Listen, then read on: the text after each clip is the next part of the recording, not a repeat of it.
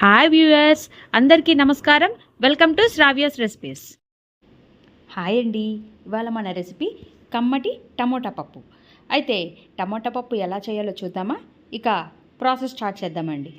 ముందుగా కందిపప్పు కడుక్కొని పక్కన ఉంచుకొని జీలకర్ర వేసుకోండి. కొంచెం దీంట్లో కొంచెం జీలకర్ర, కొంచెం పసుపు, ఉల్లిపాయలు, పచ్చిమిర్చి, మనం తరుక్కున్న టమోటాలు వేసేద్దామండి. నేను ఇది కుక్కర్లో చేస్తున్నానండి, అందుకే దీంట్లో తీసుకున్నాను. కొంచెం కరివేపాకు వేసుకోండి. కరివేపాకు ఇలా గిల్లుకొని వేసుకోవాలండి. కరివేపాకు అన్నంతో పాటు పెట్టుకుంటున్నానండి.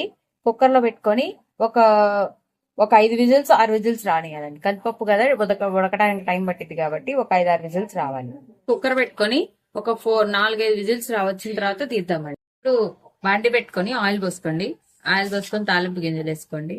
కరివేపాకు వేసుకోండి. కొంచెం ఇంగువ,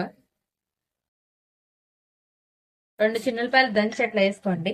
కొంచెంసేపు కలిపుకొని గోల్చేడు రంగాన్ని తీసేస్తాం. తాలింపు గింజలు అయిపోయిందండి. తాలింపు ఇది పక్కన పెట్టుకున్నాం. ఇప్పుడు ఉడికిందండి పప్పు. మనం దీన్ని గిన్నెలోకి తీసుకుంటున్నాను.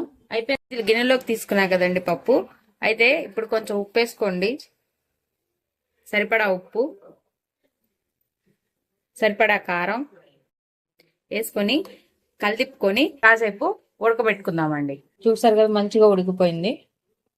నేను ఇప్పుడు దాంట్లో మనం వేసుకున్న తాలింపు వేసేసుకుందాము. తాలింపు మొత్తం దీంట్లో వేసేసుకుంటున్నానండి. ఇప్పుడు కొంచెం కొత్తిమీర వేసుకుందాం, కలుపుకుందామండి. అంతే అండి, అమ్మటి టమాటా పప్పు రెడీ అయిపోయింది. ఈ వీడియో కనుక మీకు నచ్చినట్టయితే ప్లీజ్ లైక్ చేసి, షేర్ చేసి, సబ్స్క్రైబ్ చేసుకోండి. Thank you for watching Sravya's recipes.